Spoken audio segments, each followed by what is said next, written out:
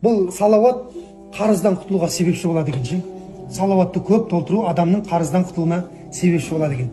Осы Араб жазирасында болған өте бір керемет оқиға бар. Соны айтып берейін сіздерге, сонымен тоқтатайық енді, ренжімеңіздер. Жаңа екі жолдас бала ғой, бір-біріне ақша жүрген жерде бәле жүреді ғой өзі. Екеуміз де бизнесменбіз. Сонымен Құдайдың қалауымен бір сауда болмай, мен банкрот боламын ғой. Сонымен Нұрекен Керемді айтты, мен Нұреке бір 500 динар бере тұрыңызшы маған. Қайттан дөңгелетіп алайын деймін ғой. Нұрекеңнен 500 динарды аламын, қайттан қадалам ғой. Бір өмірде сондай бір кезеңдер болады да, құлағанның үстіне құлай бересің ше. Құлағанның үстіне 10 рет құлайсың. Бірақ оның артында бір күшті жақсы күтіп тұрады. Сабыр сақтап адам күту керек та бірақ. Сонда Нұрекең айтады, дұрыс қой енді екеуміз саудада серікпіз, бірақ енді мен келісім шартпен беремін дейді, ертең бере алмай қалсаң қалай болады? Деп бұл менен қолхат алып алады ғой, бермесем сотталамын мен короче. Сонымен жаңа 500 динарды аламын да тағы да қадаламын мен, жаңа саудада болмай қалады. Қиналып кетеді, отбасым қиналып жатыр, бала шағаң нәпақасы бар, базарда не істерін білмей жаңағы сөйтіп жүрсем, бір кезде екі қолтығымнан көтеріп алып, екі мілтса жаңа соттың залына қарай алып кетті ғой.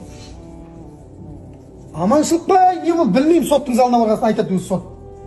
Соттың залына барса, жарықтық, сенің 500 динар қарызың бар екен ғой, пәлен айда берем деген. Соған осындай уақыт өтіп кетті, қарызын қайтар дейді ғой. Енді мен болмай жатыр, өзіне де айтқанмын, болмай жатыр. Болмай жатса, енді келісім тұр ғой мына жерде нотариуспен. Болды. Болмаса, ол соның несін өтеп шық, жазасын, сыйын. Міне, көріп тұрсың ғой мен артындағы темір торды. Деген кезде айтады, айналайындар, мен отбасым аш отыр үйде. Барып ескертіп кетейін, тым болмаса, әйел бала шағам уайымдап мына қаққа кеткен білмей қалады қазір мен. Дейді ғой. Сонда айтады, айналайын, кімді кеміс қылып отырсың сен? Мына жерге келгеннің барлығы сөйтіп айтып кете беретін болса, біз не ай қарап отырып қой мына жерде? Кеткеннен кетті ғой, болды, сен артыңнан іздеп жүреміз ғой. Қақта жаңа кім қайда деп. Сонда жаңа кісі айтады, Алламен ант етемін дейді. Егер таңертең алдыма өзімнің алдыңа екі аяғыммен келмесем, мені Мұхаммедтің үмметінен деп айтпаңдар дейді. Кәпір деп айтыңдар дейді болды. Мен екі ортаға пайғамбарды қойып сұрайын дейді сенен. Ана соттың үстіне мұздай су құйып жүргендей болады ғой. Әркім әр нәрсені қояды ғой былай залогқа. Біреу алтынын қояды, бірдеңесін қояды, баласын қояды. Бірақ пайғамбарды қойған адам жоқ екен да бұл уақытқа дейін. Мен о екі ортаға пайғамбарды қоямын дейді саллаллаху алейхи уассалам. Ана сот шошып кетеді, ойбай құрсын пайғамбарды мына бірінші рет болып тұр. Барып қайт онда дейді, азанда бірақ келің десін. Сонымен үйіне барады да әйеліне айтады ғой болған жағдайдың бәрін. Осындай болды, кім жаңағы келіншегім айналайын деген кезде әйелі де Құдай қосқан әйел екен, анаған берген. Сонда әйел айтты дейді ғой жарықтық. Айттым саған алма, оңбаған бірдеңе деп ұрсып шықпаған да. Ақыры пайғамбарды қойып ортаға дейді.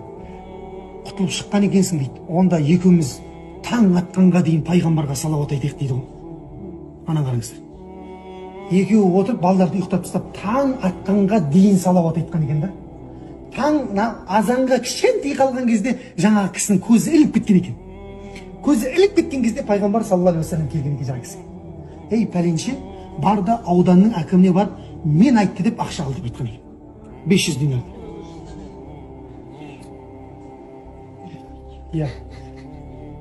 Сонда, ана кісі айтады, Алланың елшісі, ол оған баратындар көп қой өйтіп дейді, ол маған сенбейді қазір барғанда дейді. Сонда оған сен айт, ол жатарда 1000 салауат толтырып жататын еді дейді. Кешегі салауатынан қателесіп қалды дейді.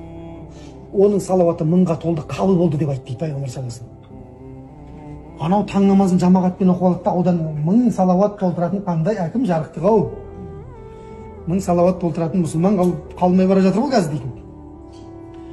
Сонда жаңағы барып айтады ғой, қой деп жаңағы тура әкім сол әңгімені айтады ғой. Сонда пайғамбар саллаллаху алейхи уассалам осы әңгімені айтатынын білді сенің дейді. Сенің түндегі қателескен салауатыңнан не істеді дейді. Алла қабыл қылып, пайғамбар саллаллаху алейхи уассалам не істеді? Толды деп айтты дейді. Анау айтады, бұл рас дейді. Өйткені менің 1000 салауат айтын әйелім де білмейді деп айтады ғой. Не то, что сен менің әйелім де білмейді дейді 1000 салауат айтатын. Ана қасқа жылап жаңа әкім, мә 500 динар дейді, қарызыңнан құтыл дейді. Пайғамбар қабыл болды деп айтқандық үшін мен саған 2,5 динар отбасыңмен қайтадан шаруаңды дөңгелет. 500 динарды алып алады, 2000 динарды 2,5 алып алады.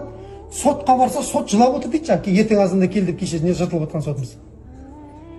Ей, бәленше не істеп қойдың сен деп айтады дейді. Не істедім мен? Алланың елшісі келді ғой түнде дейді маған. Саллаллаху алейхи уассалам. ей қазы деп айтты. Қазы деген сот қой. Ей қазы, ана пәленшеге рақымшылық жаса, біз саған ертең қиын күнде рақымшылық жасаймыз деп айтты. Қиямет күнінде. Айналайын 500 динарды мен төлейтін болдым саған дейді. Пайғамбар саллаллаху алейхи вассаламның рахымына бөленеді екен, шапағатына Алланың рахымы. Мә саған тағы 500 динар дейді. Шаруаңды өзің дөңгелетке тарқа дейді.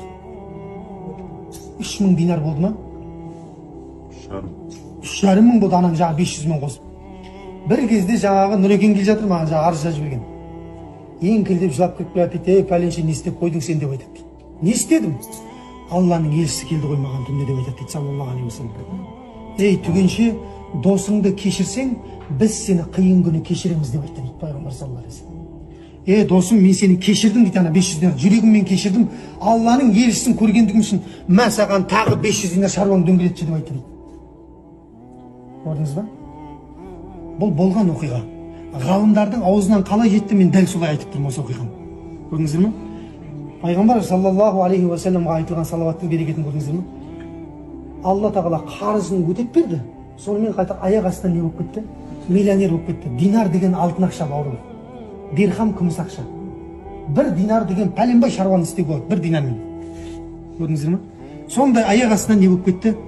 Бай болып кетті, қарызынан құтылып кетті. Көрдіңіздер ме? Бұл пайғамбар саллаллаху алейхи вассаламға айтылған салауаттар екен. Сондықтан бүгіннен бастап иншалла не істейміз? Пайғамбарға саллаллаху алейхи вассалам деп әр намаздан кейін кем дегенде 20-дан салауат айтып қойсақ, бір күнде 100 салауат болады екен. Ал әр намаздан кейін 20-100-ге толтырсаңыздар, бір күнде қанша болады екен? 500 болады екен. Ал енді дәрежелеріңізді ойлай беріңіздер, қандай болады? Бүкіл проблеманы, бүкіл шаруаны кіммен шешіп алады екенбіз? Пайғамбар саллаллаху алейхи вассаламға салауат айтуменен шешіп алады екенбіз. Сол қасиетті пайғамбардың қаласында мінекей біздің табанымыз тиіп тұр. Артымыздағы тұрған қабірстан сол пайғамбарға өмір бақи салауат айтып өткен ұлы сахабалардың қабірі. Пайғамбар саллаллаху алейхи вассаламның әйелдері де жатыр ол жерде. Алла баршасына разы болсын, сіздерге де Алла разы болсын. Алланың лайықты қонақтары болып елге аман есен оралуды маусымдық құлшылық жасайтындардан емес, жыл 12 ай Құдайды еске алатындардан болуды Алла нәсіп етсін. Түсіпті ғой, Раббы құдайшыл болайық, рамазаншыл болмайық деген әңгіме бағанағы осыдан шығады екен. Субханакаллахумма бихамдика ашхаду ан ла илаха илля анта астағфирук ва атубу илейк. Алла баршамызға разы болсын. Амин.